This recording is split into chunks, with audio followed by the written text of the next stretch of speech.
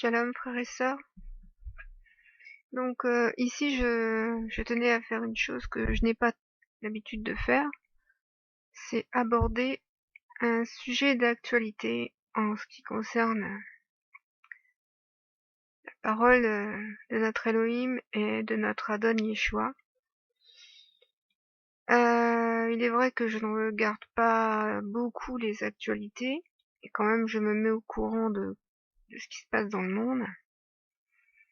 Et parfois il y a des sujets d'actualité qui peuvent être intéressants à aborder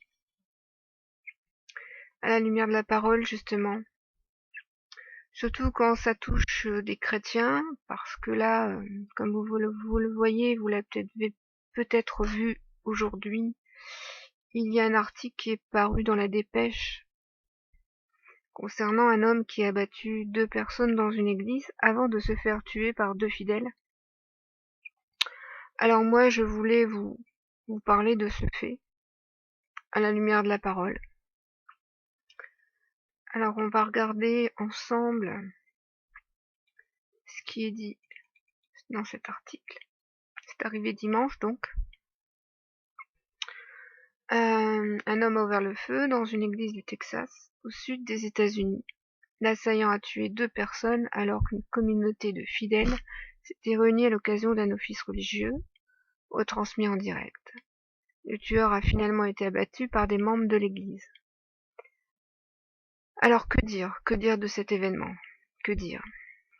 Est-ce que ces chrétiens sont réellement des chrétiens, dans le sens sont-ils réellement enfants de Dieu? Alors moi je vais vous prouver que non, non. Parce que le souci dans cet événement, c'est que ces fidèles ont donc tué un homme. Ils ont tué un tueur, bien sûr, mais ils ont tué un homme. Alors, en tant que chrétien, si jamais ça nous arrivait, qu'on soit dans une église et qu'il y arrivait ce type d'événement, est-ce que on doit sauver sa vie, la vie des autres? Mais de quelle manière? Est-ce qu'il nous est autorisé de tuer l'assaillant?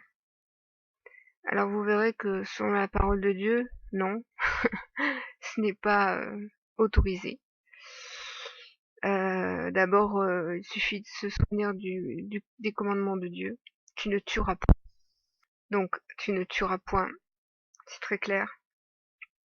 On peut d'ailleurs prendre l'exemple de notre Seigneur Yeshua, qui lui aussi a été victime d'assaillants, qui en voulaient à sa vie, qui voulaient le faire mourir.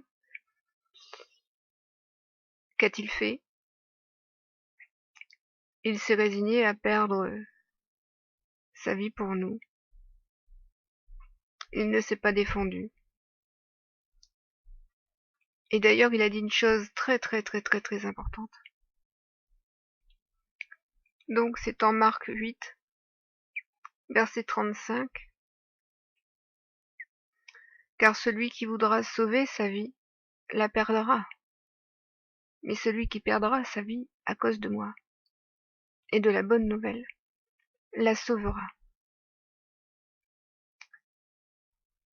Ce verset résume tout en ce qui concerne ce chrétien qui apparemment était armé et a battu donc le tueur.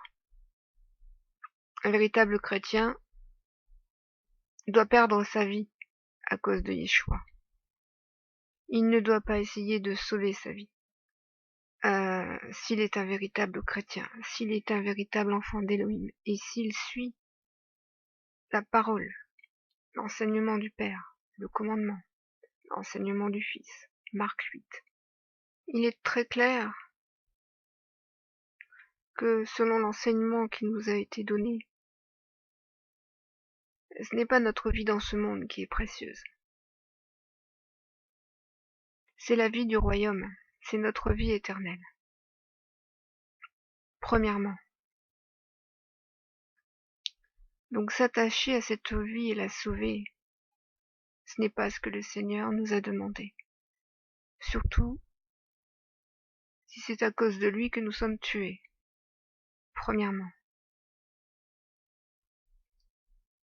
Deuxièmement, la parole nous enseigne bien qu'un chrétien devra subir des persécutions, toutes sortes de persécutions. Si vous lisez le témoignage des apôtres, vous voyez comment ils ont été persécutés, parfois jusqu'à la mort, même jusqu'à la mort. Un chrétien n'a pas à craindre la première mort. C'est la deuxième mort qu'il doit craindre. Donc, nous devons respecter cette parole et comprendre cette parole et analyser tous les faits d'actualité à la lumière de la parole, selon ce qui est juste, parce que la parole est juste. Alors oui, selon la parole, cet assaillant, au jour du jugement dernier, Dieu lui redemandera le sang, donc des 2 personnes qu'il a tuées. Mais il est bien certain qu'au jour du jugement dernier, Dieu redemandera l'âme de ce tueur aux 2 chrétiens qui l'ont tué. Père redemandera le sang de cet homme, car il est dit, tu ne tueras point. Il n'y a aucun prétexte pour transgresser ce commandement, même pour sauver sa propre vie, même pour sauver la vie d'autres personnes. Il faut aussi savoir qu'en tant que chrétien, et je n'aime pas ce terme, parce que là je parle des chrétiens de cet article qui sont des chrétiens du monde et qui ne sont pas de véritables enfants d'Élohim, car ils ne respectent pas sa parole.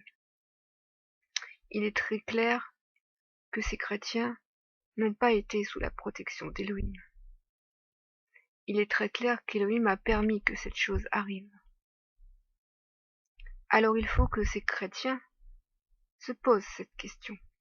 Pourquoi Elohim aurait-il permis une telle chose dans ce qu'il considère être sa demeure?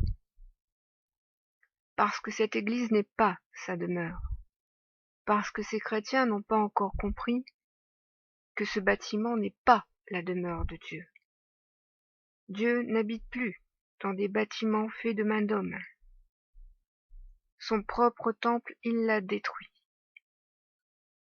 Car maintenant son temple est son Fils, qui a relevé le temple en 3 jours par la résurrection. Et si maintenant le temple est bien le Fils, Yeshua, nous qui sommes maintenant dans le corps de Yeshua, nous sommes aussi devenus le temple de Dieu. Et c'est à cet endroit que Dieu veut être célébré. Uniquement à cet endroit. Pas dans les bâtiments que les chrétiens appellent église.